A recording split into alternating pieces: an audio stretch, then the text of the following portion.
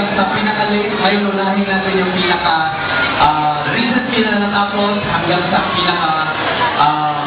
napaagang nagsimula na content. Okay, Sir Marlon Bravo, kung kailangan ninyo magpa-reserve sa Olongapo City Convention Center, siya po yun.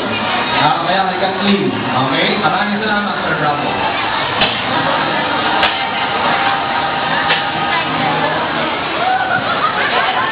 Good afternoon po sa inyong lahat.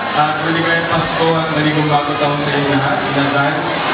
I'm going to announce to you the 5 consolation prizes plus the 3 major prizes for each category. Okay? Bago po mag-announce, sir, i-suspense po natin. Magbibigay tayo ng instructions, okay? Ang instruction natin, dadalhin nyo rito yung lantern. Pag in-announce ni Sir Bravo yung inyong lantern number, tapos ilalagay nyo dito sa harapan with the representative.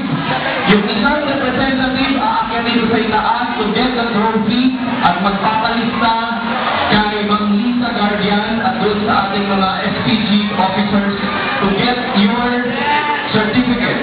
Okay? Okay. So let's start with the best dancer in elementary level. For the consolation prizes, let's start with lantern number 1.